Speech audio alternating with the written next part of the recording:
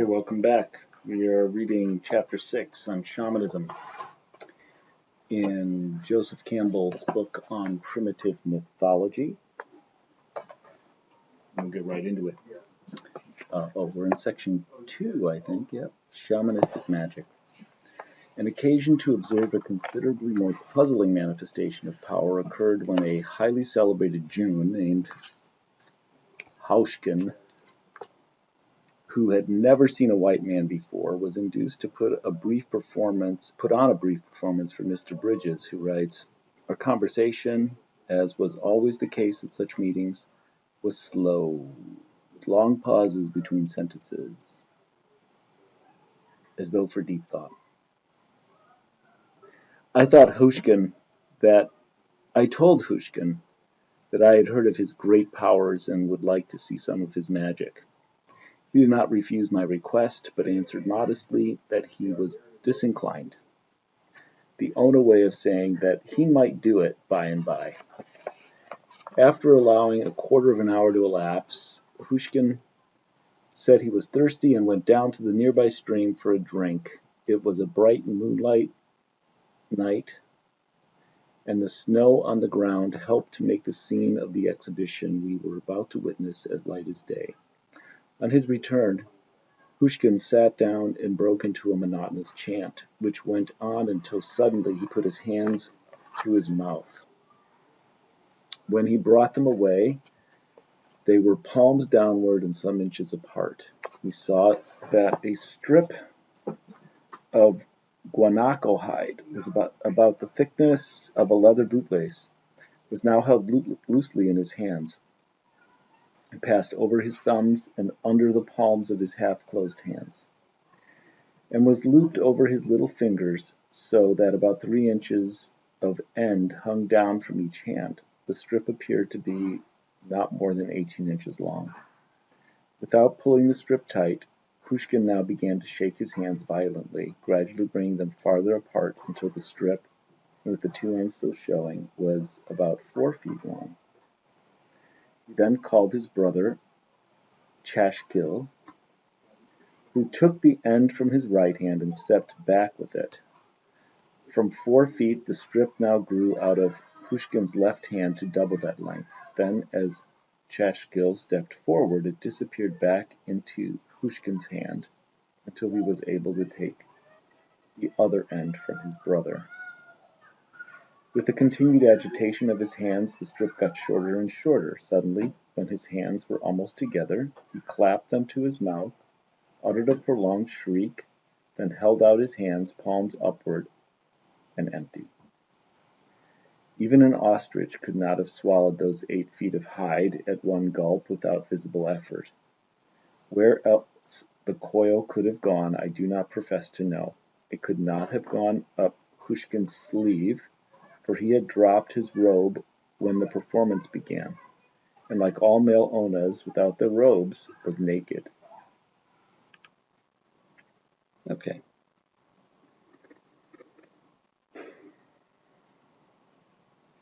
There were between 20 and 30 men present, but only 8 or 9 were Hauschken's people. The rest were far from being friends of the performer, and all had been watching intently. Had they detected some simple trick, the great medicine man would have lost his influence. They would no longer have believed in any of his magic. The demonstration was not yet over. Hauschken stood up and resumed his robe. Once again he broke into a chant and seemed to go into a trance, possessed by some spirit not his own. Drawing himself up to his full height, he took a step towards me and let his robe, his only garment, fall to the ground. He put his hands to his mouth with a most impressive gesture and brought them away again with fists clenched and thumbs close together. He held them up to the height of my eyes, and when they were less than 2 feet from my face, slowly drew them apart. I saw that there was now a small, almost opaque object between them. It was about 1 inch in diameter in the middle and tapered away into his hands. It might have been a piece of semi-transparent dough or elastic, but whatever it was, it seemed to be alive, revolving at great speed, while Hauschken, apparently from muscular tension, was trembling violently. The moonlight was bright enough to read by as I gazed at this strange object. Hushkin brought his hands further apart, and the object grew more and more transparent until when some 3 inches separated his hands, I realized that it was not there anymore. It did not break or burst like a bubble. It simply disappeared, having been visible to me for less than 5 seconds. Hushkin made no sudden movement, but slowly opened his hands and turned them over for my inspection. They looked clean and dry. It was stark naked, and there was no confederate beside him. I glanced down at the snow, and in spite of his stoicism, Hushkin could not resist a chuckle, for nothing was to be seen there. The others had crowded round us, and as the object disappeared, there was a frightened gasp from among them. Hushkin reassured them with the remark, "Do not let it trouble you. I shall call it back to myself again."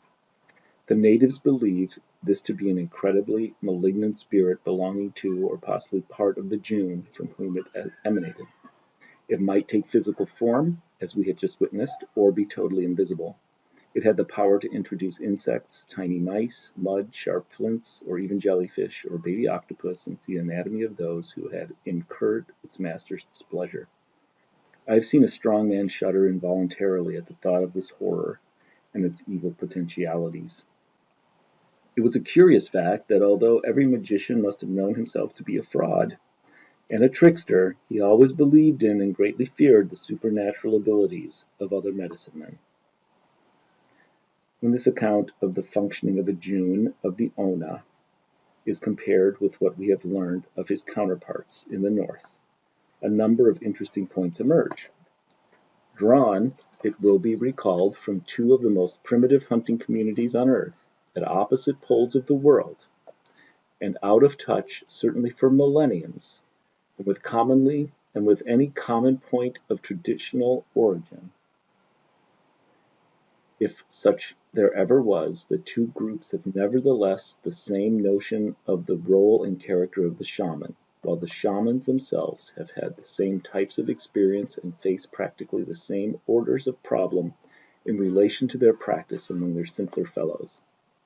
He was no humbug, said Dr. Osterman in the judgment quoted earlier of the Alaskan 10-horsepower Najagnek, but a solitary man accustomed to hold his own against many, and therefore had to have his little tricks. And Mr. Bridges, while retaining the view, suitable to the son of a clergyman, that shamans were indeed humbugs, nevertheless recognized that they feared one another's power. And this element of fear, real fear, is a characteristic reaction wherever men and women of shamanistic power and skill have appeared.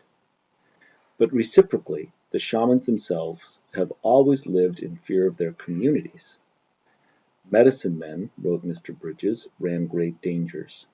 When persons in their prime died from no visible cause, the family doctor would often cast suspicion in an ambiguous way on some rival necromancer. Frequently, the chief object of a raiding party in the perpetual clan warfare of the Ona was to kill the medicine man of an opposing group. The shaman, as he puts it, was a creature apart from the honest hunters, and we have already seen the signs of this separation not only in the war of the Eskimo Najagnek with the rest of his community, but also in the way of lining the people and the shamans in two rows in the Jicarilla Apache myth. The shaman has an occult power over nature which he can use either to harm or to benefit his fellows. Moreover, the shaman need not appear as a human being. Mr. Bridges tells of a mountain near Ushuaia that was thought to be a witch. To show her ill will, she could conjure up a storm. And he tells also of a solitary guanaco, a kind of wild llama, that he shot high in the mountains, which he and his Indian companions then discovered to have been dwelling solitary in a small cave. These guanaco recluses, braving the long winter in the mountains alone, writes Mr. Bridges, were very rare. That night, discussing the matter round the campfire, I suggested that the hermit might have remained there alone in the cave to study guanaco magic. Instead of laughing, my companions agreed with serious expressions on their faces that this was quite likely. The shamanistic affinity with nature, which these two anecdotes of the Witch Mountain and the shaman guanaco suggest, is of a deeper, more occult kind than that of the honest hunters of the tribe, no matter how skillful and amazing to the white man the woodcraft of the latter may seem to be.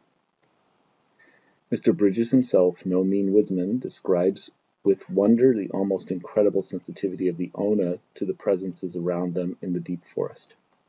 But these same Ona hunters observed with wonder the power over nature of their shaman. For whereas they could function expertly in relation to its outer aspect, he could work in the manner of a cause, reaching behind the veil and touching those centers that break the normal natural circuits of energy and create transformations.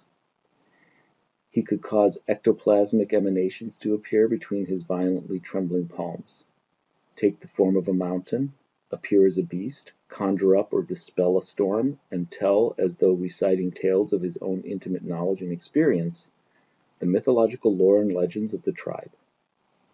For in every society in which they have been known, the shamans have been the particular guardians and reciters of the chants and traditions of their people. Being a June of repute, wrote Mr. Bridges of his shaman friend, Tininisk preferred chanting or instructing us in ancient lore to work and drudgery. And why not? The realm of myth from which, according to the primitive belief, the whole spectacle of the world proceeds, and the realm of shamanistic trance are one and the same. Indeed, it is because of the reality of the trance and the profound impression left on the mind of the shaman himself by his experiences that he believes in his craft and its power, even though for a popular show he may have to put on a deceptive external performance, imitating for the honest hunters some of the wonders that his spirits have shown him in the magical realm beyond the veil.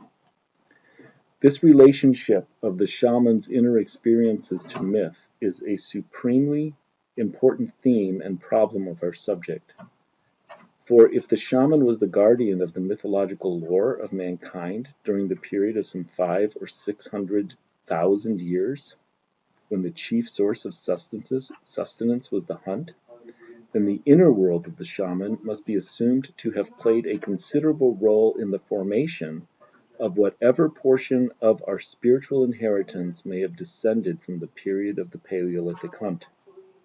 We must consider, therefore, what the visions within and springing from the shamanistic world of experience may have been. So that ends today's reading. Next time we'll begin section 3 of chapter 6, the shamanistic vision. Hope you enjoyed the reading. Have a great day.